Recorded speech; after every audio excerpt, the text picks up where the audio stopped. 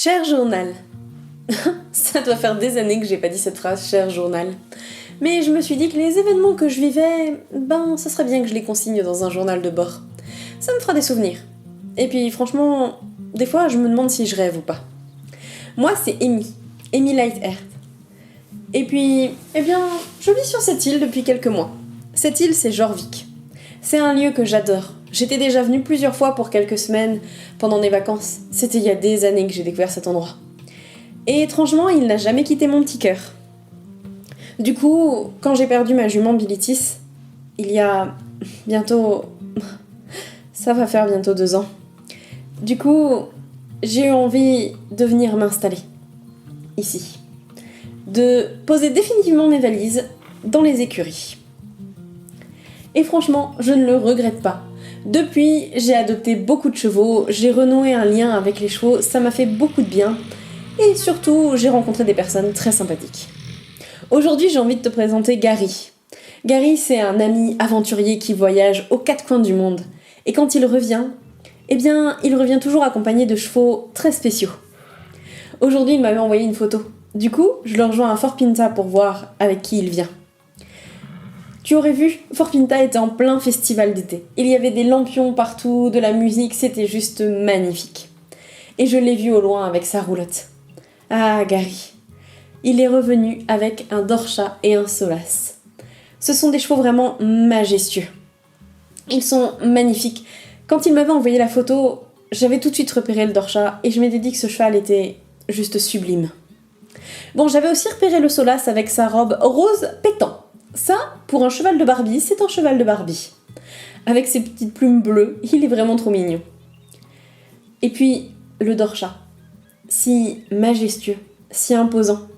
Avec tous ces petits détails sur sa robe, sur sa croupe, ses fanions, sa crinière. Tu verrais sa crinière. On dirait presque qu'il porte une sorte d'armure comme pour se protéger. Je crois que vraiment le mot majestueux est ce qui le caractérise. Mais tu veux certainement que je te parle un petit peu plus du Dorcha. Le Dorcha, il vient d'un monde qu'on appelle Pandoria. C'est un autre monde incroyable. Je t'en parlerai une prochaine fois. Du coup, en fait, on rapproche ça avec une légende irlandaise.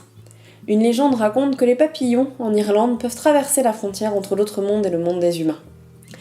À Jorvik, ce ne sont pas des papillons, mais c'est le Dorcha et le Solas qui font la liaison entre les deux mondes.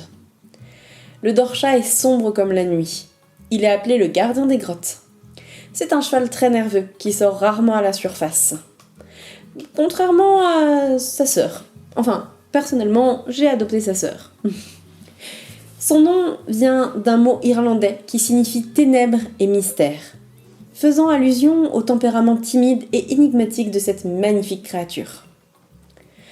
C'est un cheval vraiment très gentil malgré le fait qu'il soit très timide et renfermé, puisque si un voyageur se perd dans des cavernes tortueuses, le Dorcha va l'aider à remonter à la surface, sans lui-même remonter. Il ne veut pas sortir. Il a de nombreux yeux sur sa robe qui ressemblent un peu à des plumes de paon. Et les conteurs jorvicois disent que ça fait un lien avec le papillon pan du jour qui traverse la frontière entre les mondes dans les légendes. C'est un cheval vraiment magnifique.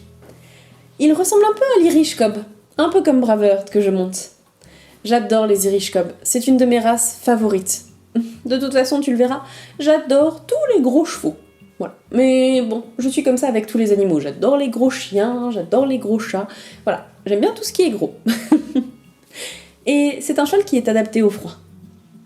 Maintenant que je t'ai un peu plus parlé de lui, je vais t'avouer que forcément, j'ai craqué.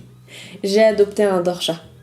Il était si beau, avec son petit regard qui me faisait rêver. Et c'est ainsi que j'ai adopté Blue Comet. Après avoir créé une jolie petite tenue pour mon petit Blue Comet, je lui ai fait un petit câlin de bienvenue et je me suis dit que j'allais l'emmener se balader. J'ai choisi une écurie un petit peu reculée, mais c'est pareil, je te parlerai des lieux un peu plus tard. Là, j'ai envie de me concentrer sur lui. Et du coup, dès qu'on s'est enfoncé dans la forêt, sa véritable robe, sa véritable nature est ressortie tout de suite. Je pense qu'il était à l'aise dans cet endroit. J'aime tellement vagabonder en montagne, sentir le vent dans mes cheveux. Et puis, il est tellement magnifique.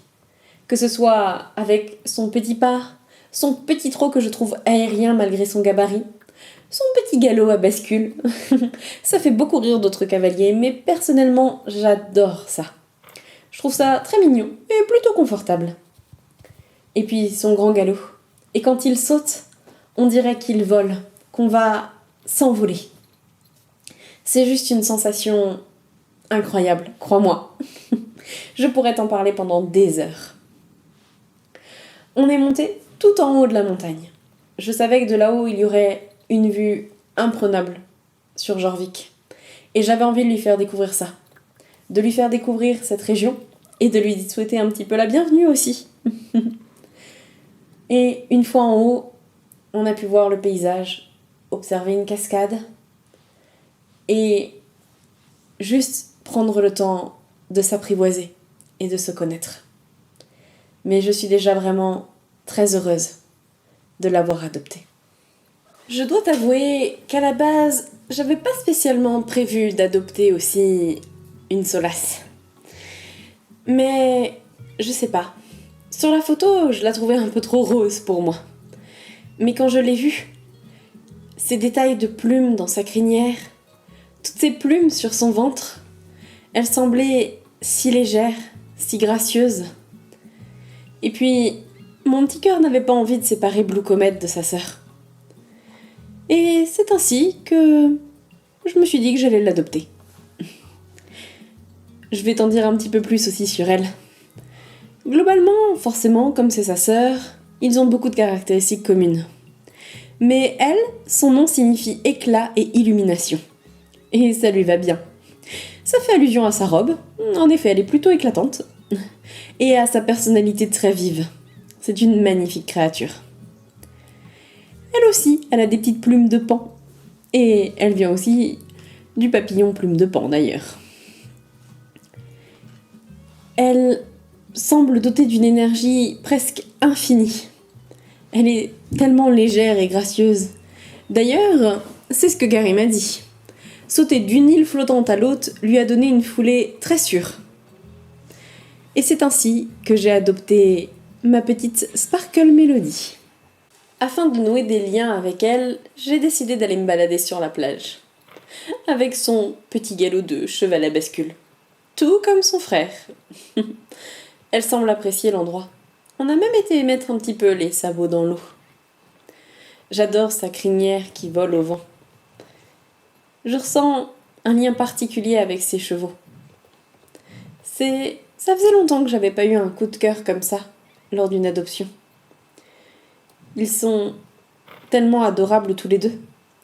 Et puis, les détails de leurs robes, quand ils ne sont pas transformés, ils sont vraiment magnifiques et uniques, très majestueux.